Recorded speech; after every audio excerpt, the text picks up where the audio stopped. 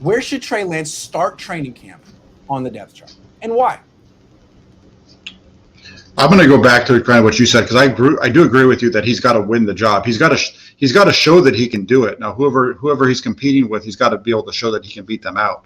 So I think he should start as number 2 on the depth chart and have to fight his way into the starting role, especially if it's Garoppolo, because he's the rookie, and let him come out there and beat him and build his confidence through being able to take his job, if that makes sense. Mm-hmm. Yeah, I completely agree. I think Jimmy starts off at QB1 and Trey comes in at QB2 and takes those, QB2 reps and, compete like we said, obviously right now they're saying Jimmy's going to be the starter.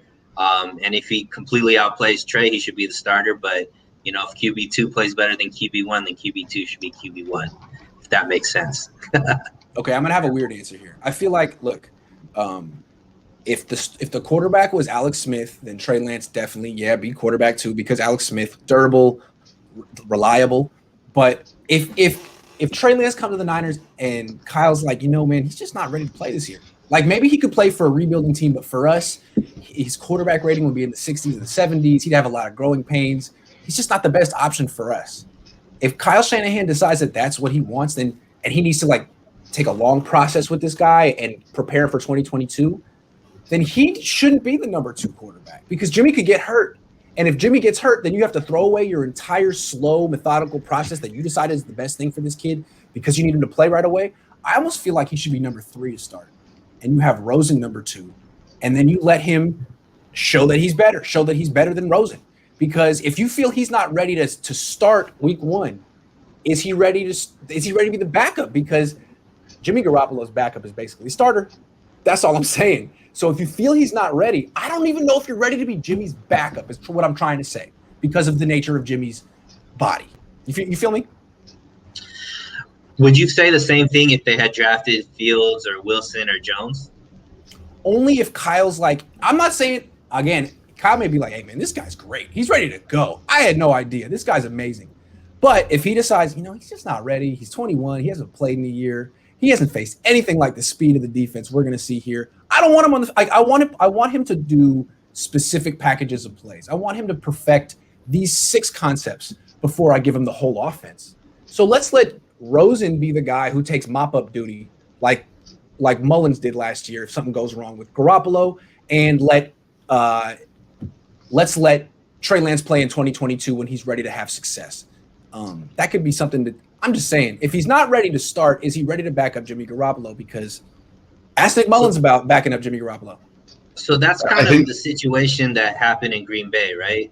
So they picked Josh, I forget what his last name is, in the first round, and then he didn't even suit up the whole season, right? He wasn't QB2, he wasn't QB3, he wasn't even on that. And now we're seeing kind of what the situation is in Green Bay.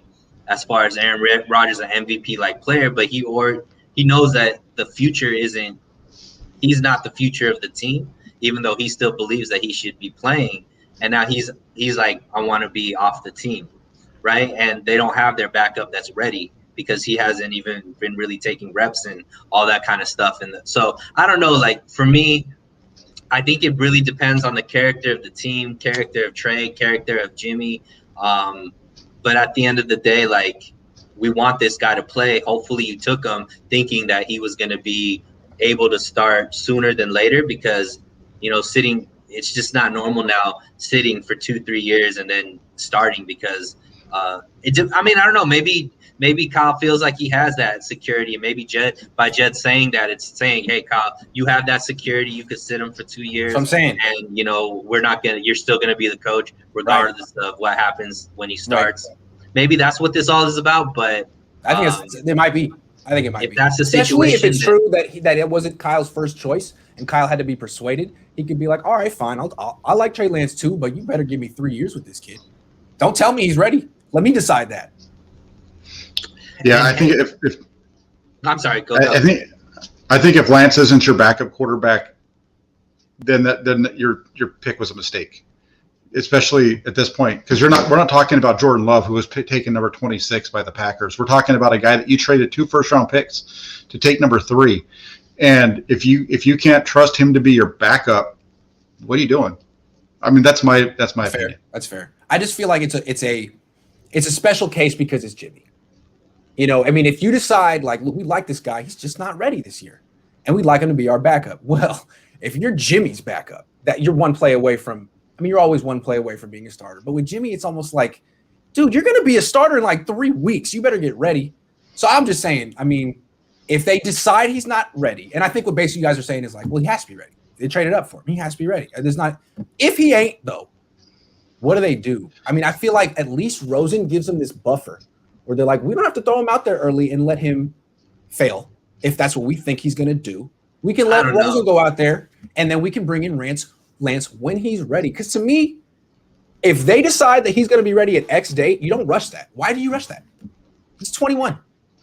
Well, I mean, I think you're really high on Rosen. Maybe it's the old UCLA ties or whatnot, but he's been passed on by 4 NFL teams where nobody thought that he deserved a spot on their roster for whatever reason, right? So to think now that all of a sudden, you know, in team number 4, Rosen's going to be able to be somebody's answer, I just don't.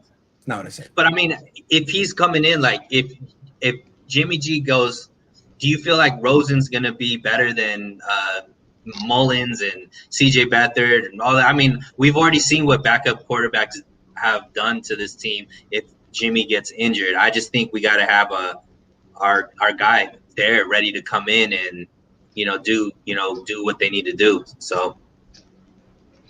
Yeah, I don't know.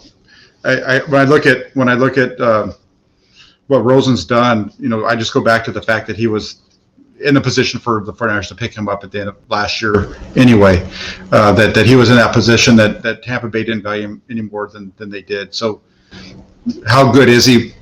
Is he going to be better than what the 49ers had last year? We don't know.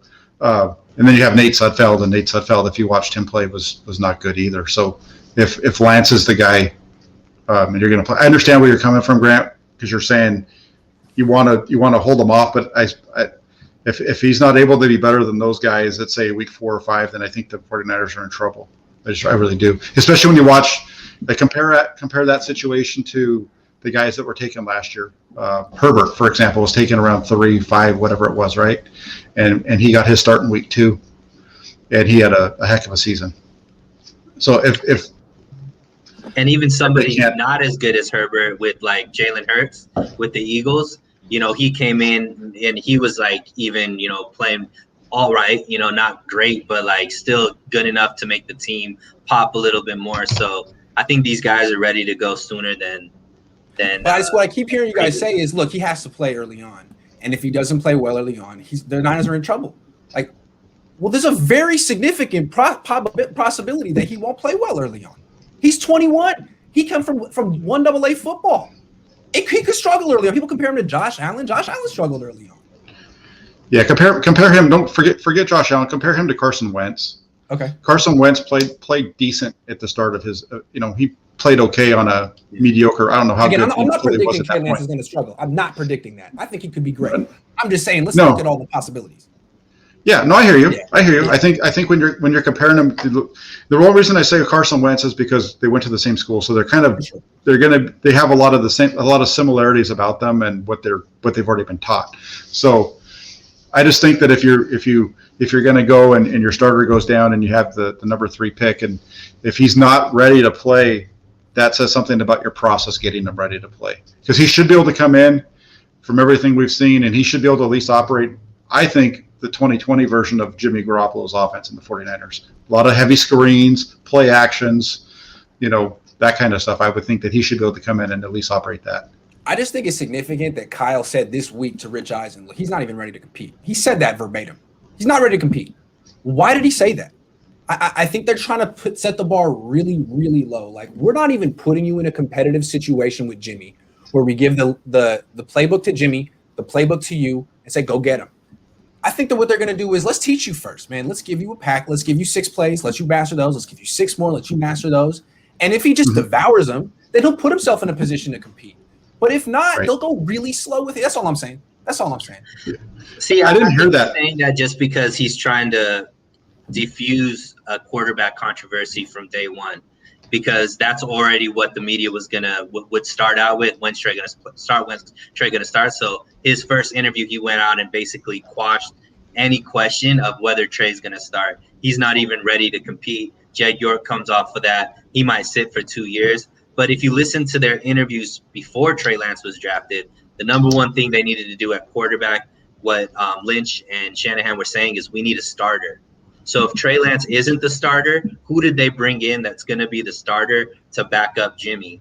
Because that's what they said was the one thing they needed to solve at quarterback, was have a starting caliber backup. Who'd you say? Let's move on. Rosen, baby, Rosen.